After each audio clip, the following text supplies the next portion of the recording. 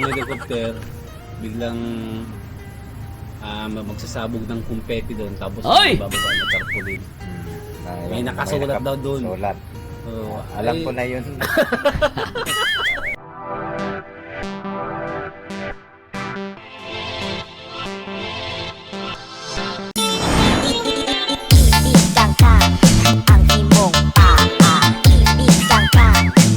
Hi guys, shoutout po sa lahat ng mga viewers natin ng mga baliw. Yes, Marzano TV 2.0 ang nag-iisang baliw na reactor. Alright. At syempre, shout muna natin lahat naman nagmamahal dito sa Team Kalingap mula Luzon, Visayas at Mindanao. At syempre sa buong Mega Metro Manila. Syempre, shoutout sa lahat ng mga kababayan sa Pilipinas. Ingat po kayo. Currently, umuulan ng malakas, no? Tuloy-tuloy ang pag-ulan. Ingat-ingat po kayo. At the same time, inom kayo ng vitamin C para lalo lumakas ang mga katawan at hindi tayo magkasakit. Mahirap din magkasakit sa panahon na taglamig. Syempre, at shoutout muna natin lahat ng mga nagmamahal dito sa Kalingap. And always remember, one Kalingap, one family. Shoutout natin muna si Kuya Balsatos Matubang, Ate Edna, at syempre, ang nag-iisang direktor, Kalingap Rob. At ito na nga guys, vitamin E and vitamin V. Syempre, vitamin Vianze, vitamin Edu, at syempre, vitamin EDC.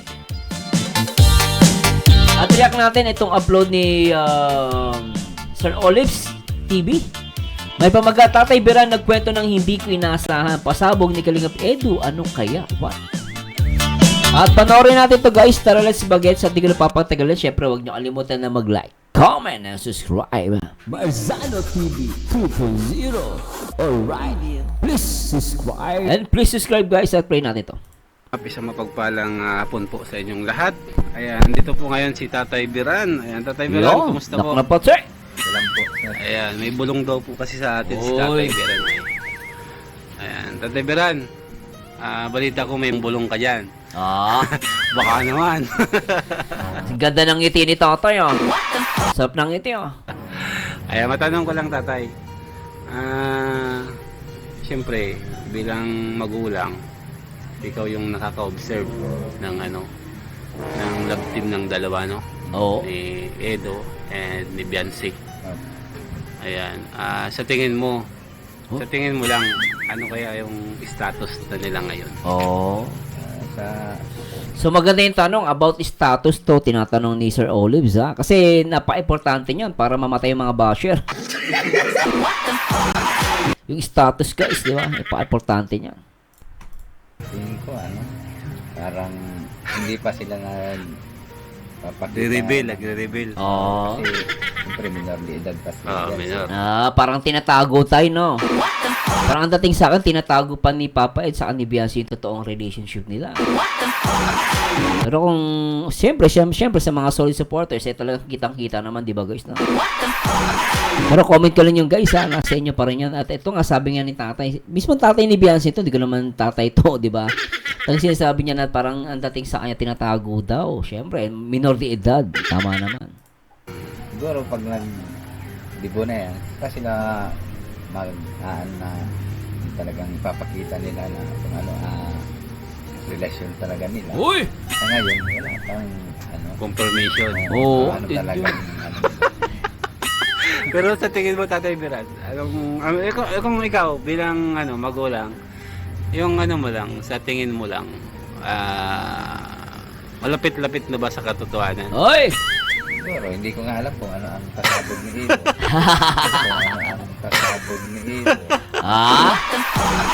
So confirm. May pasabog talaga si Edu. Matindi to guys, ha. Ano kaya yung pasabog na yun? Daw, baka sabi ko, iniisip niya, baka magsabi na kung oo. ano niya sa... Baka magpapaalam na tayo na manligaw o ganun. O kaya aaminin na sila na talaga. Maraming pwede mangyari guys, ano? Di ba ni Bianci? Di ba, balita na... Wala namang problema yun sa akin. Normal na yun. Kung anong... No. Basta kung gusto pa rin sila yung nagtatago, walang problema yun. Wala problema. Wala naman makakapigil yan. Sila naman dalawa. Oy, no. nagkakaintindihan. Oo. Ano doon?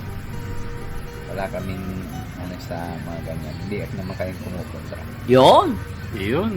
So, wala palang problema si Wala akong Kuya Edo problema. kung sakasakali. Ano? Kung sakali man na talagang magseryoso na siya at nasa edad na, ay, walang problema yun. Tama yun. Nasa edad na kasi si, ano eh, Oo. Si Edo. eh. Oo. Yan sila nga ang Minor pa. minor pa. Oo. Kaya magdipo na siya na kung talagang nagsabi na si Edge na kung ano plano niya. Walang problema. Tatanggapin po ninyo yun. Ayoko kasi yun ano niya basta tama. Tama. Oo. Sa tamang panahon, Nasa tamang panahon, tamang paraan. tamang paraan. Yan. And, syempre, Tama yung si Tatay Ber. Agree ako sa sinabi niya. Basta tamang panahon, tamang paraan. Di ba? Walang ano yung santong paspasan. Kumbaga, hindi dadaanan sa santong paspasan. Di ba? Santong paspasan. Minamadali. Pero dito kay Tatay, basta sa tamang panahon at sa tamang paraan. Ulitin natin to guys Gusto ko yung sinabi niya. Niya basta tama. tama. Oo. Sa tamang panahon, Nasa tamang panahon, tamang paraan. tamang paraan. Tama. And, syempre, may respeto sa inyo. Yun. Hingi yung respeto sa Tama. inyo, di ba? Opo. Yun naman talaga po ang importante doon. No. Yung respeto sa magulang. Wala namang problema, no? Wala akong problema sa Walang problema. Kasi sa pasapan, grabe daw yung pasabog eh. Sa Ay! tingnan din ko eh. Sinabi ko kung anong pasabog yun. Baka sabi ko, mag-amin na. Iberan, balikan natin yung usapan natin. Kahit kasi ako kinakabahan dyan sa pasabog na ni Edo eh. Yun nga nakakakaba talaga yung pasabog. Kung anong klaseng pasabog yun. Kasi may haka-haka lang. Haka-haka lang to. Na baka daw may pumuntang helicopter. Tapos yung helicopter, biglang magsasabog ng kumpeti doon. Tapos Ay! bababa na tarpaulin. May nakasulat daw doon. Sulat. Oh, Alam ko na yun. Parang naisip ko na yun. Na-imagine mo na. Parang sa pelikula lang yung guys, no? Yung dadaan yung helicopters, maglalabas ng mga confetti, yung maliliit na papel. Tapos, dun sa likod ng helicopter, may nakatali, nakalagay, Will you be my girlfriend? Beyonce. Ay, ganun yun eh. Parang ganon, di ba? O kaya, ang problema, baka pwede rin just marriage. Sorry, just married. Kinasal na pala. Okay, hindi natin alam, kinasal na pala sila, no? Pinyo ko lang guys good vibes lang po joke lang ko yan Pero let's see guys kung ano yung gagawing pasabog. Pero kung gano'n yung pasabog, kakaiba yung guys. Malupit yun. Pero kung ano man yun, nakahanda ka. Ay, walang problema yun. Walang problema sa'yo. Kasi, libo na yun eh. Nasa tamang Oo. edad na. Kung payag na si Biancy, kung anong decision. Desisyon pa rin ni Biancy. Oo. Payag siya. Hindi ako may maghimasok sa decision. Alam mo tatay, natutuwa ako sa'yo. Napakadali mong kausap. Tsaka talagang marespeto kang magulang. Kasi minsan may dapat bilang magulang, 'di ba yung bata, hindi lang bata ang may respeto sa magulang. Even yung magulang dapat may respeto din sa anak. No, natuwa kay tatay, alam niyo bakit? Kasi talagang inaano niyo yung rights ni Beyonce at parang sinasabi niya rito, kung ano yung gusto ni Beyonce, 'di ba? Respetuhin niya 'yun. Nakakatawa lang si tatay, 'di ba, no? Diba, simpleng tao lang pero makita mo yung respeto sa anak, ang laki, 'di ba? Anyway guys, tuloy natin 'to. Tara, let's bagets. Yun. Ay, si nanay kaya? Anong desisyon ni nanay kung Ay, sakasakali? pareha. Wala naman Nag-usap kung mo na kayo? Paras lang din, Wala kaming sa anak namin. Galing. Sino gusto niya. So, support na kami. Kumbaga, ano na kayo kay Edo, ang mga po dyan? Boto na. Ay, oo. Kumbaga, Wala naman masama doon kay Edge kasi kabuting bait tao naman. Oo. Ano naman masama doon kay Edge kasi Kabuting bait tao naman. Oo. Ah, Naniniwala ako sa kanya, walang masama kay Edge. Naniniwala ako dun. galang naman. Kumbaga, Oo. may respeto nga niya si Biancy. Oo. Kaya tiwala nga kami kahit nga siya ang maghatid sa okay lang. Tsaka nga sabi niyo tatay, si Papa is hindi umiinom, no? Hindi naglalasing, Nabanggit niya last time, di ba, dun sa interview ni Kuya Bal. So, talagang kita mo naman si Papa is madisiplina pa. Okay lang. Tiwala kami. Oh. Kaya, ang ano ko sa kanya, hindi naman niya winawala yung tiwala namin sa kanya. Kaya, patuloy lang niya, wag lang itira yung pagtitiwala. Yeah, Tuloy-tuloy. tama. Ang ano ko sa kanya, hindi naman niya winawala yung tiwala namin sa kanya. Kaya, patuloy lang niya, wag lang ititira yung pagtitiwala. Tama, Kaya, tuloy-tuloy. Tandaan mo yan, Kuya Edsa. Huwag mong sisirain yung tiwala. Pinakamahalaga talaga yan sa magulang tiwala. Siyempre, anak nila, babae. No? Ako naintindihan ko si tatay kasi anak nila, babae. Mahirap kasi pagkatiwala mo yung anak mo na mula sinapupunan hanggang sa paglaki, iningatan mo, di ba? Siyempre, sa magulang, dahil babae yung anak nila, talagang ang gusto talaga nila itiwala o trust dun sa lalaki. Pero sabi ko nga guys, kung si Papa Eds naman sasabihin natin, ako may tiwala din ako kay Papa Eds, sa totoo lang. Napakaayos na tao si Papa Eds. Wala kang marinig dyan na talagang napakasama.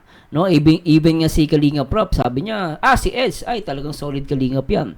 Ano sabi ni Kalinga Prop, if I'm not mistaken, sabi niya, pag si Edu, inutusan mo, pupunta agad yan. Ganun ka ano si Papa Eds. Ganun ka solid. Pray natin. Kasi mahirap nang ibalik Ay, yan. po talaga. Oo. May babalik man pero hindi na Mahirap. Oo, mahirap hindi na na. talaga ano, yung Buo. hindi na buo. Oo. Ayan. Yan yung pinakamahirap na makuha sa isang tao, yung tiwala. No? Oo.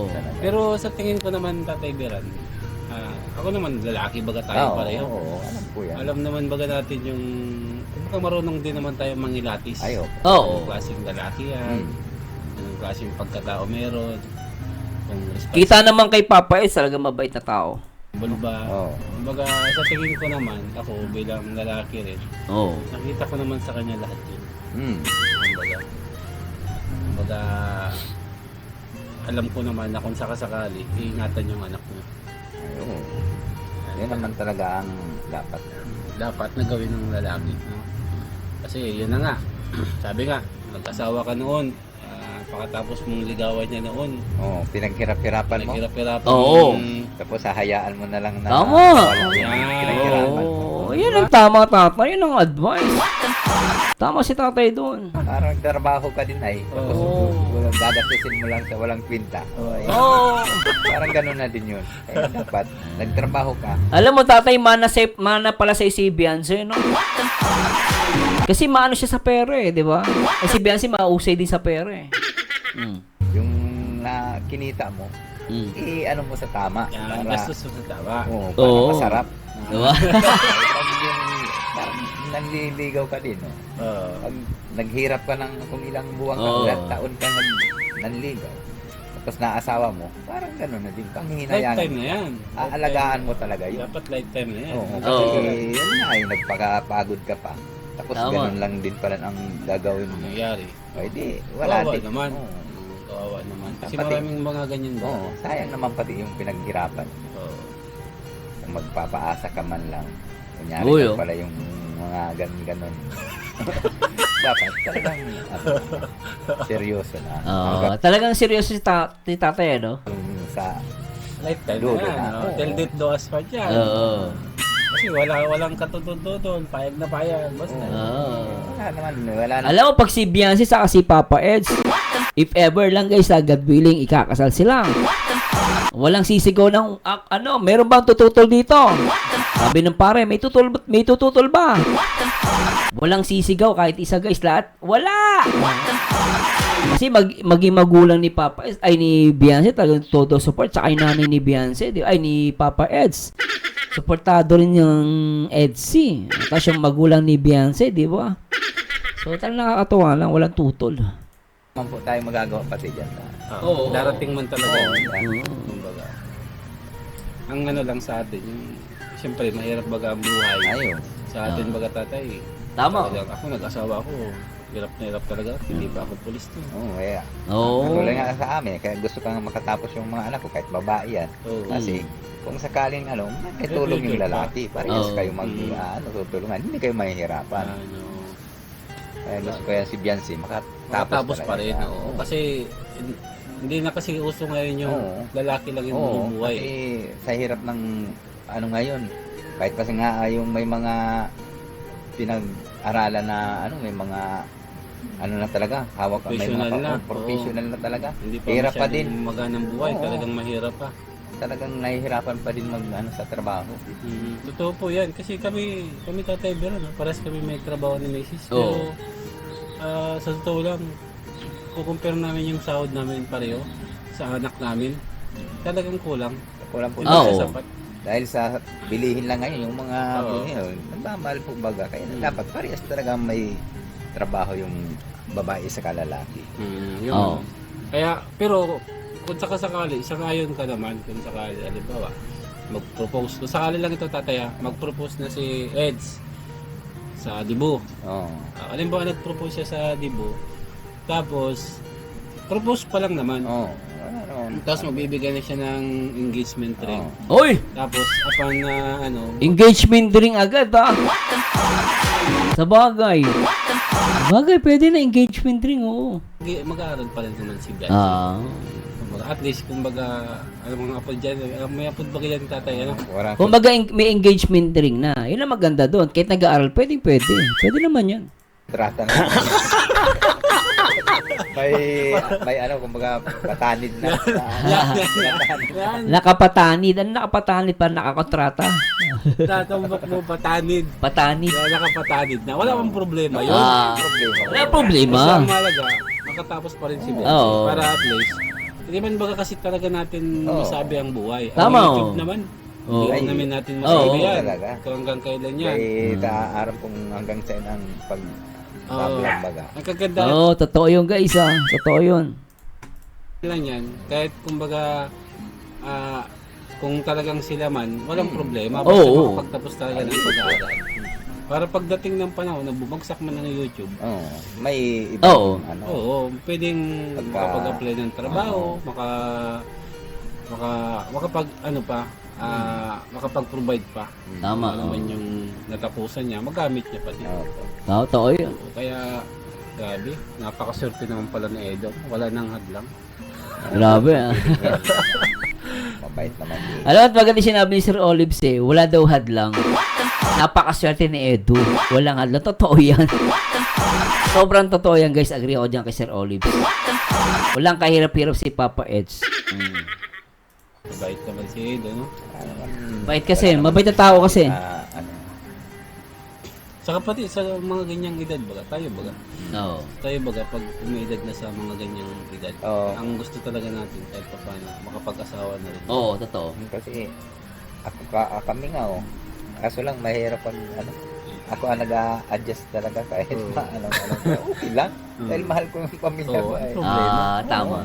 na-adjust ko mas matanda ako sa kanya Oo. Nag-iintindi. Mas Ilang taon matanda- ba yung agwat niyo? Mas matanda pala si Tatay Biran dun sa as misis niya, no? Kay nanay, no? Kay mami ni Bianze. Ano po 10 Eh, 10 Oh! din, dekada din pala.